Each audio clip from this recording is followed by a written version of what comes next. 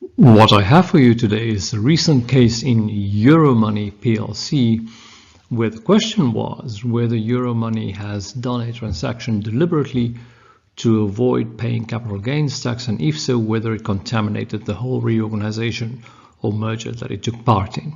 So as you can see, it started in the UK first-tier tribunal, and then the decision was published in 2021, I believe, and it went through the upper-tier tribunal on appeal, and then finally to the Court of Appeal in 2023. And in all three instances, HMRC lost. But let's look at what was going on. The facts were quite complicated. So what the first-tier tribunal first described as, you had DHPLC, which held Dialogic or DL, or formerly called Computersoft, and then you had DMGT, which held 63% of Euromoney, which itself was a listed entity on the FTSE 250. And they had a joint venture in two companies. The first was called CDL, where Euromoney had 50% of the shares and A shares, and DL had 50% B shares. Euromoney also got a 28% royalty on the turnover of CDL. And for that reason, the A shares did not pay any dividends, which mean that they disqualified for any participation exemption in the UK. DL, on the other hand, got dividends from its B shares. And then there was another joint venture entity, CNL, in which each of these held 48.8%. And then there were third parties holding shares in this. Now, Euromoney is in the publishing business, and so was CDL, and Euromoney expected quite a large increase in value of CDL. The Carlyle Group, who independent third party, decided that they want to acquire DHPLC. And Euromoney, on the other hand, really wanted to increase its participation in DL because it believed that this company was going to greatly increase in value. So in the appeal court, they cleared up the facts a little. So we're going to take out CNL because it complicates the structure. You can see Euromoney still had the 28% royalty from CDL. Carlyle acquired the group through a company called Diamond Topco. I don't know what happened to the former shareholder of DL itself, but this is the structure as described in the appeal court. And now what happened was Euromoney transferred its shares in CDL to Diamond Topco in exchange for, first of all, 15.5% of the value increases, or the value of Diamond Topco. But on top of that, also $21 million in cash. And this came from negotiations about the total value of Euromoney's participation in CDL and CNL, coming to around $85 million. But then Euromoney thought, you know what, instead of getting cash, which will be taxed when we receive it, why don't we receive $21 million in redeemable preference shares? And Carlyle agreed with that. And the idea was they would hold the redeemable preference shares for as long as they needed to, in order to sell them thereafter without realizing a taxable gain. And this conversion is the whole issue of the case, because the HMRC said the only reason why you took prefs instead of cash was to avoid paying tax on the capital gains, effectively on the sale of the shares of CDL to Diamond Topco. Now, if we look at what happened, CDL changed these shares, the cash, as I said, for redeemable preference shares. And now if we look at how the court summarized the facts, it said Euromoney agreed in principle to transfer its shares in CDL to Diamond Topco Limited for $80 million. Of that sum, $21 million consisted of cash, and the remainder consisted of ordinary shares in diamonds. And this is how the appeal court summarized the facts, right? Euromoney later realized that it would be more tax efficient if it received $21 million in redeemable preference shares in diamonds instead of cash. On that basis, Euromoney would not pay tax when it redeemed the preference shares more than 12 months later. And then the second point, for that reason, Euromoney renegotiated its commercial deal with Diamond so that it exchanged its shares in Capital Data for a combination of ordinary and preference shares in Diamond. However, when Euromoney submitted its tax return on the basis that Section 135, so that's a shared tax-free share method, is applied to the exchange of Capital Data shares for ordinary preference shares in Diamond, HMRC amended the return to include a liability to corporation tax on a chargeable gain of £10.5 million. And issued a closure notice. Now, obviously, I mean, the UK corporate tax rate is not above 50%, right? What happened here is HMRC said, because out of the 80 million that you received, 21 million was in cash, the whole transaction is tainted. And on the whole transaction, your capital gain is now taxed. So they didn't only go for the 21 million in cash, but also for the 60 million, let's say, that dollars that was in shares, and said so the Article 135 of the UK Capital Gains Act, I believe, did not apply. And Euromoney said, well, that's not the case, right? Because with this collection of transactions were not done with a primary purpose of tax avoidance. So let us have a look and see what the law itself says. Article 135, paragraph 1 says this section applies where a company B issues shares, so that would be Diamond Topco, to a person in exchange for shares in another company, right? So that would be DTL. Case 1, where company B holds in consequence of the exchange or will hold more than 25% of the ordinary shares of company A, DTL, which was the case here. Then you get this tax-free exemption, right? Where the section applies, section 127 to 131 of share reorganization shall apply. That means that you get the tax-free reorg. This section has effect subject to section 137, and section 137 is the anti-abuse rule. And the question was whether that applied here, right? Section 137 says neither section 135 nor 136 shall apply to any issue by a company of shares in blah blah blah that company in exchange for shares in another company, unless the exchange is one affected by bona fide commercial reasons, which was the case here because the Carlyle Group was a third-party acquirer, and two, does not form part of a scheme of arrangements or of a scheme or arrangements of which one of the main purposes is the avoidance of liability to capital gains tax. And the question here was whether you should see this share, turning the cash into preference shares and selling them after the exemption became applicable, whether that was a standalone transaction which could be tested under 137, or whether it tainted the whole transaction, or whether you needed to see the transaction as a whole and say, this whole exchange of cash for shares was a small part of the overall transaction, which was Carlyle acquiring DTL.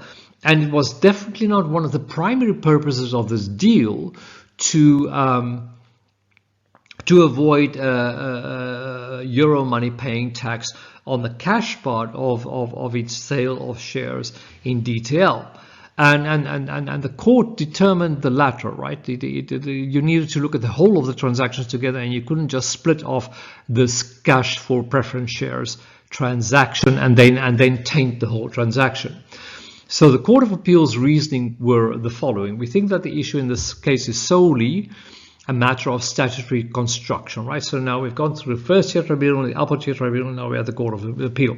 The words in section 137.1 are to be construed are not complicated words. We reach the same answer whether we consider a literal or a purposive construction. So whether we look at the literal text of the law or whether we look at the intent of the law, we come to the same conclusion. First, it's not necessary to undertake a freestanding exercise to identify an appropriate or relevant scheme or arrangements from among the many candidates. In other words, you don't have to split up the transaction. You can just look at the transaction as a whole. Second, the scheme undoubtedly adds motives and intentions and plans to the exchange, but the scheme cannot exclude a part of the exchange or a part of the scheme on the natural meaning of the requirement that the exchange forms part of the scheme. So again, you need to look at the whole transaction. You can't just take a small part of it.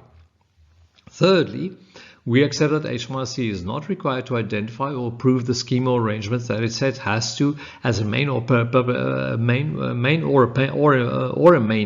purpose tax avoidance. But that does not mean that the FTT is required to sift through every permutation or combination of elements of the scheme or arrangement to see if it can find one. So the FTT is not obliged to break down the whole larger transaction into smaller parts to see if there's any smaller part in which it can find an abuse, right? And the court then goes on to say the statute is not asking the FTC to break down the negotiation of either an exchange or a scheme. It is simply asking whether the entire exchange agreed did or did not form part of an entire scheme or arrangement of which the main purpose was tax avoidance, right?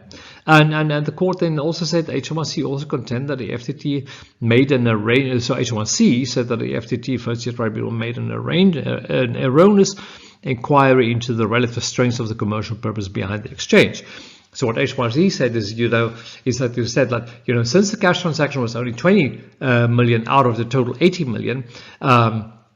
Therefore, the First Tier Tribunal said that it's only a quarter of the total amount, and therefore it cannot be one of the main or principal purposes of the deal. But the court said that's not what it did at all.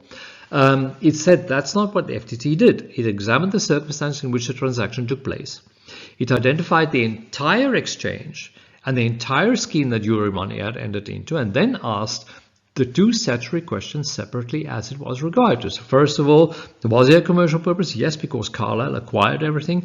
Secondly, was one of the main purposes of the transaction tax avoidance? And the answer is no. There was a purpose in this cash for pref shares of tax avoidance, but it was not one of the main purposes, right? So the Court of Appeal concludes we would dismiss HMRC's appeal, and therefore HMRC's lose the case for the third time. There was a second point which was discussed, and it's interesting just to note, and that was before the First Tier Tribunal.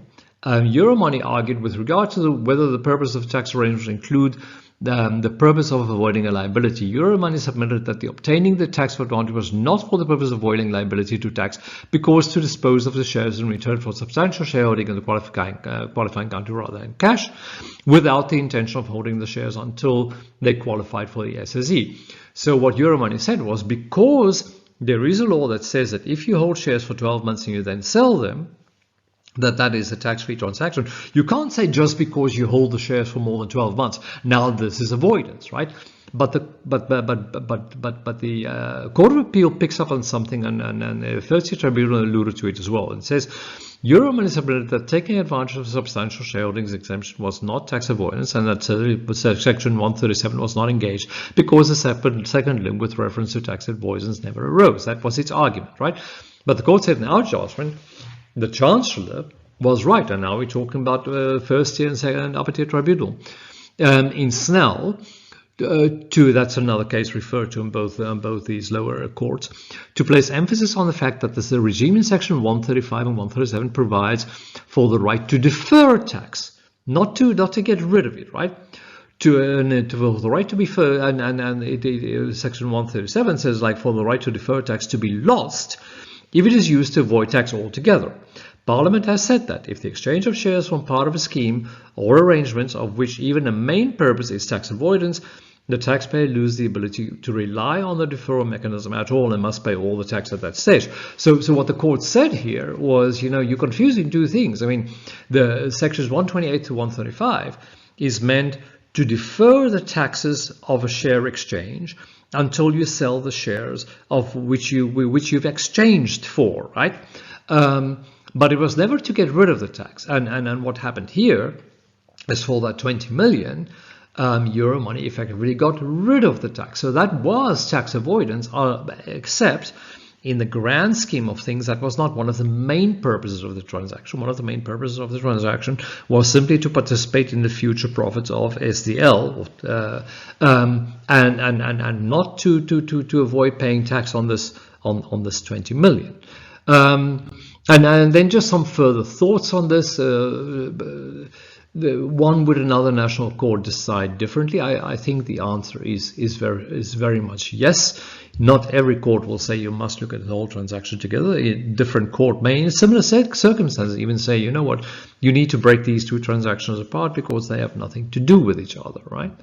The second one is, to what extent does one of the primary purposes in Article 137 match one of the primary purposes in the principal purpose test in Article 29.9 of the OECD. Now, obviously, tax conventions do not follow the interpretations of UK law, but it'll be interesting to see in the future to what extent the UK courts will interpret one of the primary purposes, such as used in Article 137 of the UK Act, similarly to Article 29.9 when applying Article 29.9 in UK tax treaties. And then finally, you know, if you look at EU law, I mean, there's also exemptions for share mergers in EU law. And one of the things that EU law says is that as long as the payment that you make for the total share merger is less than 10% in cash, and then that 10% can obviously be taxed, then you can't disqualify the whole transaction for a tax-free merger. But the moment you pay more than 10% in cash, then you can disqualify it, right? And one would just wonder if UK is not part of the EU anymore, but I don't know if this transaction was covered by EU law still, because it happened in 2014, I believe. And one may wonder whether the merger directive could have played any role in the interpretation of this case, and whether you could indeed taint the whole transaction just because a small part of the transaction was paid in cash, or at least in convertible prefs. Now, that convertible prefs at that first look looks like it was more than 10%, but the courts, one of the courts, talk about that the overall interest was less than 5% of the deal. So I'm not exactly sure how that fits together. That's all I have for you this week. I hope you enjoyed the case. It is a pretty hot topic right now, and I look forward to discussing some more international tax and TP cases with you next week. Bye for now.